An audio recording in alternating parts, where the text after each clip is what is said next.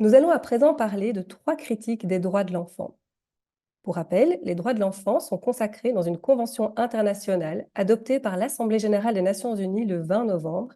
Cette convention donc, reconnaît toute une série de droits de l'enfant comme le droit à la vie, le droit à la protection, le droit à l'éducation.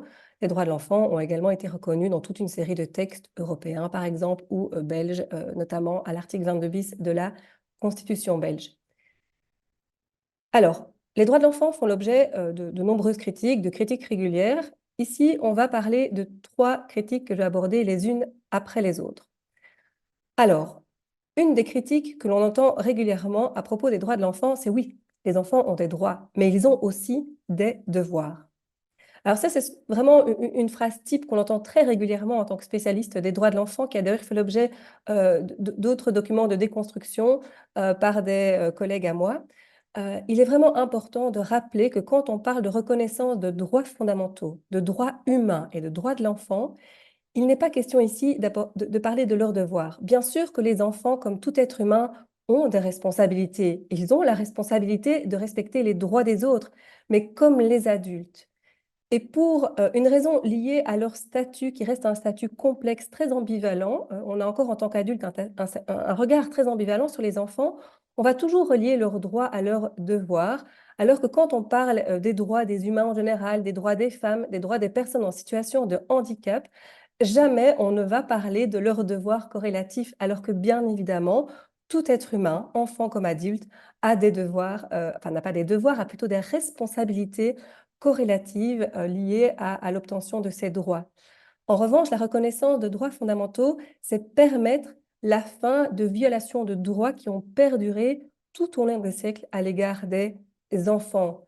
Et c'est bien de cela dont on parle et c'est cela qui est crucial aujourd'hui. La deuxième critique des droits de l'enfant qu'on entend régulièrement, c'est ce sentiment que le fait d'avoir reconnu des droits à l'enfant, ça leur donne une place de toute puissance au sein de l'ordre juridique. On nous a déjà parlé de l'enfant roi, de l'enfant Dieu, euh, de l'enfant tout-puissant. Alors moi, je ne suis pas psychologue, je ne vais pas du tout rentrer dans ces figures-là que je ne connais pas bien, mais ce que je peux vous dire, c'est que les droits de l'enfant ne respectent, enfin, que ces figures-là ne respectent pas les droits de l'enfant. Les droits de l'enfant prévoient notamment le fait qu'un enfant soit éduqué, soit accompagné et des limites et un cadre. Sinon, les droits de l'enfant ne sont pas respectés. Donc, le respect des droits de l'enfant ne permet absolument pas la reconnaissance de l'enfant roi, de l'enfant tout-puissant. Et même quand il s'agit de l'intérêt supérieur de l'enfant, qui est donc un droit qui dit que dans toute décision qui concerne un enfant, on va peser, l'intérêt supérieur de l'enfant est une considération primordiale. L'idée, c'est qu'en fait, on va mettre tous les droits, tous les intérêts des adultes, des enfants, l'intérêt général dans la balance et on va essayer de trouver la meilleure balance possible. Mais si on n'y parvient pas, si à un moment donné, il faut faire primer les droits d'une des figures, l'enfant étant plus vulnérable, c'est ses droits à lui qui vont primer. Mais donc, ce n'est pas du tout les droits de l'enfant absolus et ça, les juridictions sont très claires par rapport à cela. Jacques Firenze a écrit une phrase très intéressante dans ce débat-là où il rappelle que les droits de l'enfant constituent, pardon, du coup on ne voit plus, je vais mettre ça ici, les droits de l'enfant constituent, parmi d'autres, un des leviers indispensables qui, à l'échelle internationale et interne, permettent de faire exister l'enfant. Il s'agit d'essayer, grâce aux droits, de contribuer à empêcher qu'il soit séparé de ses parents, qu'il soit protégé s'il est migrant, qu'il soit à l'abri de toutes les violences, légères ou innommables, qu'il bénéficie des droits économiques, sociaux et culturels que la société lui doit pour vivre dignement, qu'il soit respecté même s'il commet des fautes, qu'il soit éduqué comme un citoyen à part entière, le tout en écoutant ce qu'il a à dire, et que les adultes, aussi diplômés qu'ils soient, ne peuvent pas dire.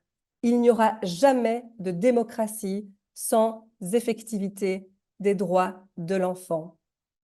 Enfin, la troisième et dernière critique sur laquelle j'irai plus rapidement, c'est cette idée que parfois, le fait de parler des droits de l'enfant semble rester très théorique et que s'il est primordial, très important d'éduquer les enfants à leurs droits, de leur faire connaître l'existence de ces droits, il est tout aussi primordial de les mettre en vie, de les rendre vivantes.